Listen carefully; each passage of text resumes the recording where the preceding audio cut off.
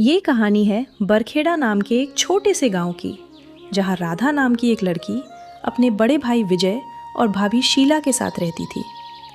राधा के माता पिता बचपन में ही गुजर चुके थे और तभी से उसकी पूरी दुनिया बस यही घर थी। अरे उठ जा राधा, कितनी बार समझाऊं, सूरज सिर पर चढ़ाया और तू अभी तक चादर तान कर सो रही है। घर में इतना काम पड़ा है, किसे दिखेगा। भाभी माफ करना, रात को सिर बहुत दर्द कर रहा था, इसलिए नींद नहीं आई। बस थोड़ी देर पहले आंख लगी थी। हाँ, तू तो रानी है इस घर की। तेरे लिए तो सिर दर्द भी बहाना बन जाता है काम से बचने का। जा पहले आंगन बुहार, फिर बच्चों को स्कूल के लिए तैयार कर और नाश्ता भी बनाना है। याद रहे, विजय को दुकान पर जल्दी जाना है। जी भाभी, मैं अभी करती हूँ सब काम। राधा ने बिना कोई शिकायत किए घर के सारे काम शुरू कर दिए। आंगन में झाड़ू लगाई, बर्तन मांजे, फिर बच्चों को तैयार करके नाश्ता बनाया। मगर जब उसने खुद खाने के लिए थाली उठाई तो शीला बीच में आ गई। रुक जा, पहले पूरे घर की सफाई कर, फिर खाना खाना।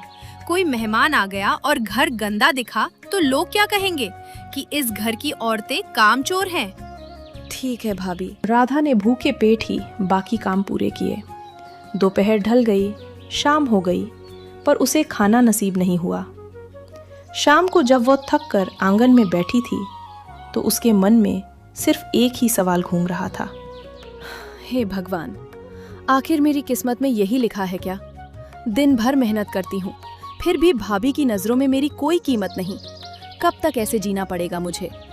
शाम को शीला अपनी सहेली सुमन के घर जाती है। दोनों आंगन में बैठकर बातें करने लगती हैं। क्या हाल है शीला? आजकल तेरा चेहरा उतरा उतरा सा क्यों लग रहा है? क्या बताऊं सुमन, इस राधा ने तो मेरा जीना हराम कर रखा है। हर वक्त मेरी नजरों के सामने रहती है। मेरे पति की कमाई पर भी उसका हक जताया जाता है।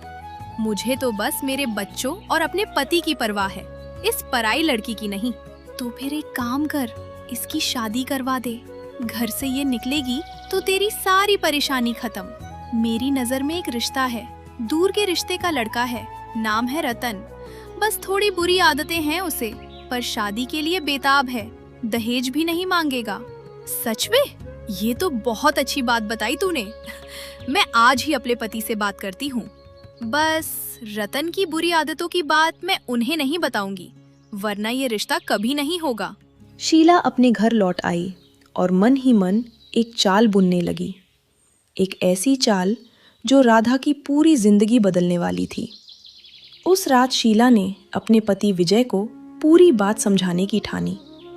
वह जानती थी कि विजय राधा से बहुत प्रेम करता है, इसलिए उसे सच्चाई छुपाकर ही यह रिश्ता आगे बढ़ाना होगा। रात का समय, विजय थक कर घर लौटता है और आंगन में चारपाई पर बैठता है। शीला उसके पास पानी लेकर आती है। सुनिए जी, आज मुझे सुमन ने राधा के लिए एक बहुत अच्छा रिश्ता बताया है। लड़का है रतन, अच्छे परिवार से है, कोई दहेज भी नहीं मांगेगा। पर शीला, पहले मुझे उस लड़के से मिलना होगा, उसके बारे में सब जानना होगा। राधा मेरी इकलौती बहन है, मुझ पर कोई बोझ नहीं। मैं ऐसे ही किसी के हाथों उसे नहीं सौंप सकता। अच्छा, तो इतने सालों से मैं आपके घर की सेवा कर रही हूँ, आपके बच्चों की माँ बनी हूँ, और आपको लगता है मैं आपकी बहन का बुरा चाहूंगी? क्या मैं इतनी गिरी हुई औरत लगती हूँ आपको? नहीं नहीं शीला, मेरा ये मतलब बिल्कुल नहीं था। तुम गुस्सा मत करो। ठीक है, कल ही उस लड़के के परिवार को बुला लो, मैं खुद उनसे मिलकर देख लूंगा। शीला इसी पल का इंतजार कर रही थी। अगले ही दिन उसने सुमन के जरिए रतन और उसके परिवार को बुलवा लिया। अगले दिन आंगन में रतन की माँ कमला और रतन बैठे हैं। विजय सामने बैठा उन्हें गौर से देख रहा है। इस लड़के की आंखों में कुछ ठीक नहीं लगता, पर शीला इतनी उम्मीद से बैठी है, कैसे मना करूं? भाई साहब, मैं साफ बात करने वाली औरत हूँ। आपके घर के हालात देखकर हमें पता चल गया है कि आप दहेज नहीं दे पाएंगे, पर हमें इसकी कोई परवाह नहीं। हमें बस लड़की चाहिए, वो भी 2 जोड़ी कपड़ों में। हम अगले शनिवार ही राधा को ब्याह कर ले जाना चाहते हैं। इतनी जल्दी? मुझे थोड़ा वक्त तो। अरे नहीं नहीं, क्यों नहीं, राधा आज से आपकी बहू है, जब चाहे ले जाइए। राधा को जब अपनी शादी की खबर मिली तो उसका दिल डर से भर गया। भाभी की नीयत में कभी मेरे लिए भलाई नहीं रही। मुझे पता है वो मुझसे पीछा छुड़ाना चाहती हैं। भगवान, अब मेरा क्या होगा? ये कुछ पैसे रख लो, राधा को दे देना। अपनी पसंद का जोड़ा ले ले शादी के लिए। जी जरूर, मैं कल ही राधा को बाजार ले जाऊंगी। मगर शीला ने वो पैसे अपने पास रख लिए और राधा के लिए एक सस्ता सा जोड़ा खरीद लाई। इस राधा की औकात ही क्या है महंगे कपड़े पहनने की। मेरे पति की कमाई इस पर क्यों बर्बाद करूं? अब जाए उस रतन के घर, वही सड़ती रहे। कुछ ही दिनों में राधा की शादी रतन के साथ हो गई। मगर शादी की पहली ही रात रतन का असली रूप सामने आ गया। राधा, मुझे पैसे चाहिए। कल से नशा नहीं किया, माँ ने भी देने से मना कर दिया। तेरे पास जो भी है निकाल। ये आप क्या कह रहे हैं? आप नशा करते हैं? ये बात तो हमसे छुपाई गई थी। तेरी भाभी को सब पता था, जानते हुए भी उसने तेरी शादी मुझसे कर दी, क्योंकि तू उस पर बोझ थी। अब चुपचाप अपने गहने उतार, वरना अच्छा नहीं होगा। आपने मुझे धोखा दिया। शादी की पहली रात एक पत्नी के साथ ऐसा सुलूक? मैं ये सब अपने भाई को बताऊंगी। उस दिन के बाद रतन का यही रोज का काम बन गया। नशे के लिए पैसे मांगना, इनकार करने पर मारपीट करना। 1 महीने के भीतर ही राधा टूट चुकी थी और वापस अपने भाई के घर लौट आई। राधा, तू यहाँ? और रतन कहाँ है? तेरे साथ नहीं आया? भैया, वो आदमी नशेड़ी है, रोज मुझे मारता है, पैसों के लिए तंग करता है। मैं वहां और नहीं रह सकती थी। शीला दूर खड़ी यह देख रही है, चेहरे पर झुंझलाहट। ये फिर से वापस आ गई। पता नहीं अब कौन सा नाटक करेगी। जैसे भी हो, इसे इस घर से निकालना ही होगा। विजय गुस्से में शीला की तरफ मुड़ता है। शीला, क्या तुम्हें पता था कि रतन नशा करता है, कि वो कोई काम नहीं करता और घर वालों पर हाथ उठाता है? मुझे बिल्कुल अंदाजा नहीं था जी। अगर पता होता तो क्या मैं राधा की शादी उससे करवाती? ये तो मेरी बहन जैसी है।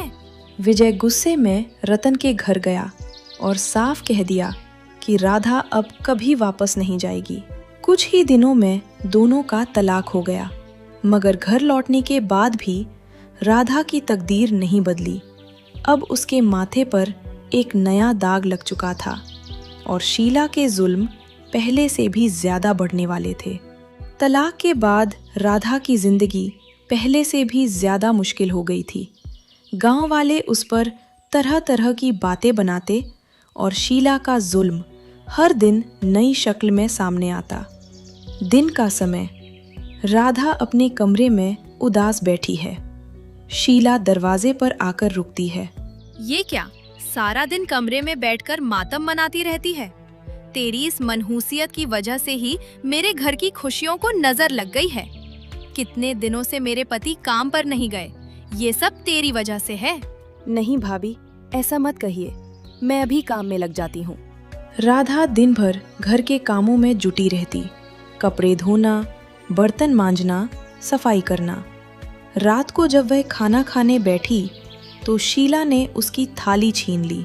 इस घर के खाने पर सिर्फ मेरा और मेरे बच्चों का हक है। मेरे पति की मेहनत की कमाई किसी और के लिए नहीं उड़ेगी। भाभी, बहुत भूख लगी है, सुबह से कुछ नहीं खाया और दिन भर काम भी किया है मैंने। ये ले, कल की बची रोटी और सब्जी। इतनी नाजुक मत बन। राधा उस बासी खाने को देखती है, चेहरे पर घिन और मजबूरी दोनों। ये दिन भी देखने थे मेरी किस्मत में। भैया से कहूँ तो भाभी मुझे और तंग करेगी। चुप रहना ही बेहतर है। वह बासी खाना खाकर सो गई, पर अगली सुबह उसकी तबीयत बिगड़ गई। बार बार उल्टियां होने लगीं। फिर भी शीला ने उसे आराम नहीं करने दिया। मुझे शहर में एक अच्छी नौकरी मिल गई है, पर मुझे वहीं रहना होगा। तुम लोगों की बहुत चिंता हो रही है मुझे। भगवान का शुक्र है जी, घर के खर्चे, बच्चों की फीस और ऊपर से आपकी बहन की जिम्मेदारी भी हम पर है। इसके नखरे दिन ब दिन बढ़ते जा रहे हैं। अब अच्छी नौकरी होगी तो ये बोझ भी हल्का लगेगा। राधा सिर झुकाए खड़ी सुन रही है, आंखों में आंसू दबाए। राधा, अपनी भाभी को परेशान मत किया करो। घर की हालत तुम भी जानती हो। अरे इसमें इसकी क्या गलती जी, छोड़िए। आप बताइए कल आपके लिए कौन से कपड़े रखूं? शीला ने चतुराई से बात पलट दी। विजय के शहर जाने के बाद राधा की मुश्किलें और बढ़ गईं। न नए कपड़े, न पेट भर खाना। आज से तुम्हें सिर्फ एक वक्त का खाना मिलेगा। इतनी गुंजाइश नहीं है कि तीनों वक्त तुम्हें खिलाया जाए। भाभी, घर का सारा काम मैं ही तो करती हूँ। भूखी रहूंगी तो काम कैसे करूंगी? तो क्या मुझे धमका रही है कि काम नहीं करेगी? करके देख लो, फिर देखती हूँ कैसे इस घर में रहती हो। भूख और काम के बोझ तले राधा की तबीयत बिगड़ने लगी। एक दिन तेज बुखार में भी शीला ने उसे आराम नहीं करने दिया। राधा बुखार में तपती हुई बिस्तर पर लेटी है। शीला दरवाजे पर खड़ी है। बिस्तर पर पड़ी रहोगी तो घर का काम कौन करेगा? जल्दी उठो, कोई बहाना नहीं चलेगा यहाँ। राधा गिरते पड़ते उठी और आंसू बहाते हुए काम में जुट गई। उसके मन में बस एक ही सवाल था, क्या भैया कभी सच जान पाएंगे? कुछ दिन बाद शीला की पड़ोसन कमला उससे मिलने आती है। अरे शीला, कब तक इस ननद को घर में बिठाए रखेगी? कुछ करना पड़ेगा तुझे। क्या करूँ समझ नहीं आता। इसकी दोबारा शादी भी अब मुश्किल है, तलाकशुदा है। बस यही सोच रही हूँ कि किसी तरह इसे इस घर से निकाल दूं। उस रात शीला के मन में एक खतरनाक साजिश ने जन्म लिया। एक ऐसी साजिश जो राधा की पूरी जिंदगी को एक नए मोड़ पर ले जाने वाली थी। विजय के छुट्टी पर घर आने के दिन शीला को अपनी साजिश पूरी करने का सही मौका मिल गया। वह जानती थी कि अब उसे सिर्फ बातों से नहीं, बल्कि किसी ठोस सबूत से राधा को हमेशा के लिए घर से बाहर करना होगा। अब सिर्फ इसकी शादी से काम नहीं चलेगा। इस बार कुछ ऐसा करना होगा कि विजय खुद इसे घर से निकाल दे और फिर कभी इसका नाम भी ना ले। बस मुझे सही मौका चाहिए। उस रात विजय अपने कमरे में था। बच्चे खाना खाकर सो चुके थे। राधा रसोई में बर्तन धो रही थी। आधी रात होने को आई थी। राधा थकी हुई रसोई समेट रही है। शीला वहां आती है। कोई बर्तन कल सुबह नजर नहीं आना चाहिए यहाँ, समझी? भाभी, बहुत रात हो गई है। बाकी काम सुबह जल्दी उठकर कर लूंगी। वैसे भी नाश्ता तो मैं ही बनाती हूँ रोज। अच्छा, तो ये जता रही है कि मैं कुछ काम नहीं करती इस घर में। कल सुबह मुझे अपने हाथों से पति के लिए नाश्ता बनाना है और रसोई एकदम साफ चाहिए। राधा ने चुपचाप सिर झुका लिया और काम में जुट गई। जब वह रसोई साफ करके बाहर निकलने लगी तो शीला ने एक और फरमाइश रख दी। ऊपर स्टोर से नया कंबल ले आओ छत से, मुझे ठंड लग रही है। घर के ऊपरी हिस्से का स्टोर छत पर था, जहां जाने की सीढ़ियां घर के बाहर से होकर गुजरती थीं। नींद से बोझिल आंखों के साथ राधा कंबल लेने चली गई, मगर जैसे ही वह कंबल लेकर नीचे उतरी, उसे अपने घर से चीखने चिल्लाने की आवाजें सुनाई दी। ये आवाजें घर से क्यों आ रही हैं? भगवान, सब ठीक रखना। राधा दौड़ते हुए घर के अंदर आती है। अंदर आते ही शीला बिना कुछ पूछे उस पर टूट पड़ती है। आ गई तू? विजय जी, इससे पूछिए ये इतनी रात को कहाँ थी, चिल्ला कर रही थी। राधा हैरान, कुछ समझ नहीं पाती। भाभी, मैं तो छत से कंबल लेने गई थी। आपने ही तो भेजा था। जी, मैंने अपनी आंखों से इसे बाहर एक लड़के के साथ देखा है, गलत हालत में। मैंने अब तक आपसे कुछ नहीं कहा था क्योंकि मुझे डर था आप समझेंगे कि मैं आपकी बहन पर झूठा इल्जाम लगा रही हूँ, पर अब बर्दाश्त नहीं होता मुझसे। विजय का चेहरा गुस्से से लाल हो जाता है। वह राधा के पास आकर जोरदार थप्पड़ मारता है। मैंने सोचा भी नहीं था तू मेरे प्यार का ये सिला देगी। माँ बाप के जाने के बाद मैंने तुझे किस नजर से पाला, याद है? और तूने मेरी इज्जत की इतनी परवाह भी नहीं की। भैया, मेरी बात तो सुनो। मैंने कुछ नहीं किया, ये सब झूठ है। भाभी ने। अब हमारी आंखों में आंखें डालकर झूठ बोलेगी? बहुत हो गया। मैं अब तुझे इस घर में एक पल भी नहीं रहने दूंगा।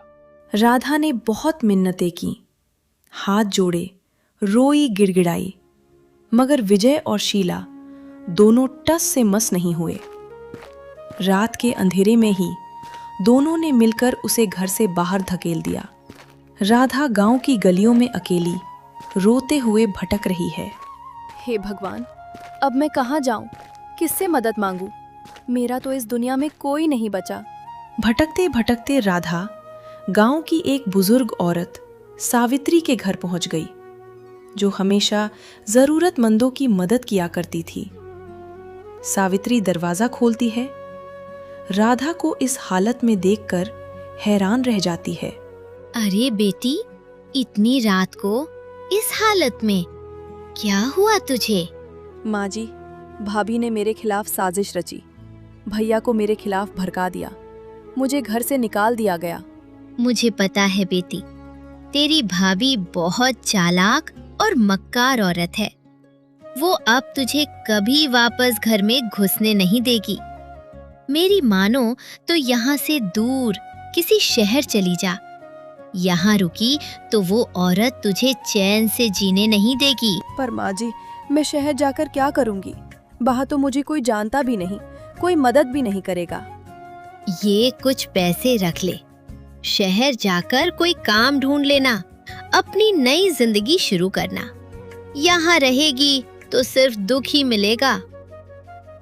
राधा ने वो रात सावित्री के घर गुजारी। अगली सुबह उसने भारी मन से गांव की मिट्टी को आखिरी बार छुआ और शहर की तरफ चल पड़ी। राधा एक ट्रेन में बैठी खिड़की से बाहर देख रही है, आंखों में आंसू और चेहरे पर गहरी उदासी। जिस घर को मैंने अपना समझा, आज वही घर मेरे लिए पराया हो गया। पर अब पीछे मुड़कर नहीं देखूंगी, अब बस आगे बढ़ना है। कई घंटों के बाद ट्रेन एक बड़े शहर के स्टेशन पर पहुंची। राधा उतरकर एक पार्क की बेंच पर बैठ गई। चारों तरफ अजनबी चेहरे और अनजानी रोशनियां उसे डरा रही थीं। रात गहरी हो चुकी है।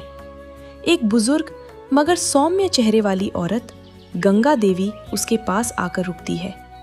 बेटी, इतनी रात को यहाँ अकेली इस उदास चेहरे के साथ क्यों बैठी हो? किसी ने कुछ कहा है क्या? माँ जी, मैं कहीं की नहीं रही। जिस भाई को मैंने भगवान माना, उसी ने मुझे धक्के मारकर घर से निकाल दिया। इतना बड़ा जुल्म, आखिर हुआ क्या था बेटी? भाभी ने मुझ पर झूठा इल्जाम लगाया और भैया ने बिना सच जाने उनकी बात मान ली। बेटी, मेरा नाम गंगा देवी है। मैं इस शहर में बिल्कुल अकेली रहती हूँ। मेरे पति बरसों पहले गुजर गए और कोई औलाद भी नहीं है मेरी। अगर तुम्हें ऐतराज ना हो तो मेरे छोटे से घर में तुम्हारे लिए जगह है। आज से तुम अकेली नहीं हो। पर माँ जी, आप मुझे जानती तक नहीं, डर नहीं लगता आपको? बेटी, उम्र गुजार दी है मैंने लोगों को परखने में। तुम्हारी आंखों में जो दर्द है वो किसी गुनाहगार की आंखों में नहीं होता। चलो मेरे साथ चलो। गंगा देवी राधा को अपने छोटे मगर साफ सुथरे घर ले आईं। उस रात पहली बार टूटे हुए दिल के साथ ही सही, राधा को लगा कि शायद अब भी उसकी जिंदगी में कुछ अच्छा बाकी है। गंगा देवी के घर में राधा को कुछ दिनों की शांति मिली, मगर राधा का मन चैन से नहीं बैठ पाता था। वो जानती थी कि वो हमेशा किसी और के सहारे नहीं रह सकती। सुबह का समय, गंगा देवी तैयार होकर काम पर जाने की तैयारी कर रही हैं। राधा उनके पास आती है। माँ जी, आप रोज इतनी दूर कपड़े की फैक्ट्री जाती हैं, मेहनत करती हैं। मुझसे घर बैठे आपके टुकड़ों पर पलना नहीं होता। क्या मैं भी आपके साथ काम पर चल सकती हूँ? अरे बेटी, अभी तो तू थकी हुई है, थोड़ा आराम कर ले। फैक्ट्री का काम आसान नहीं।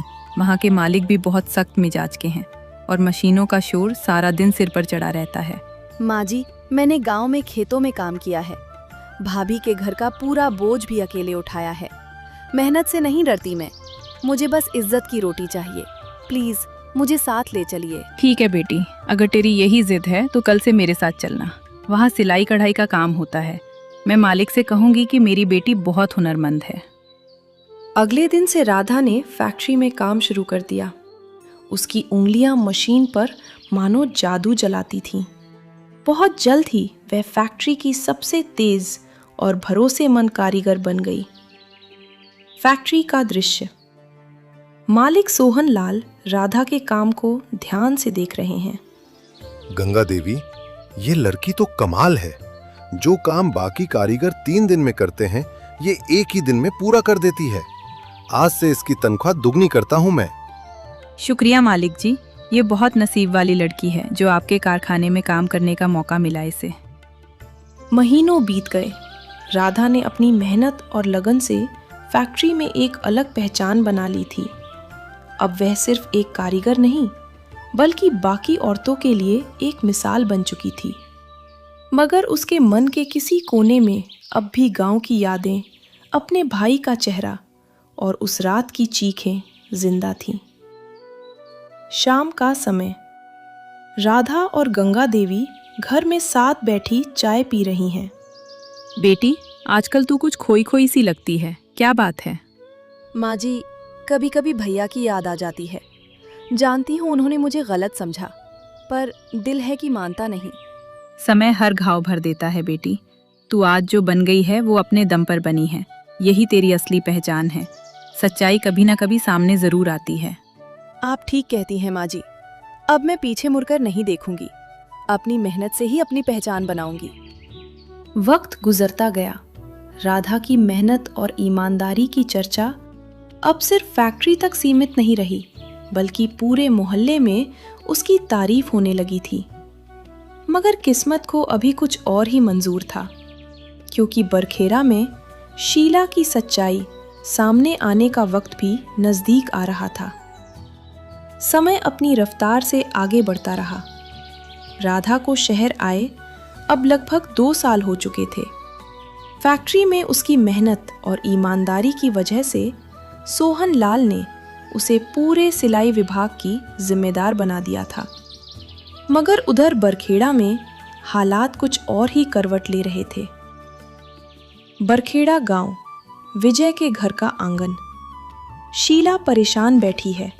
विजय दरवाजे से अंदर आता है, चेहरे पर सख्ती। शीला, आज गांव के चौराहे पर सुमन की बड़ी लड़ाई हुई अपने पति से। नशे में उसने सब कुछ उगल दिया कि तुमने और सुमन ने मिलकर राधा की शादी जानबूझकर एक नशेड़ी से करवाई थी। ये झूठ है जी। सुमन झूठ बोल रही है। वे तो हमेशा से मुझसे जलती रही है। झूठ?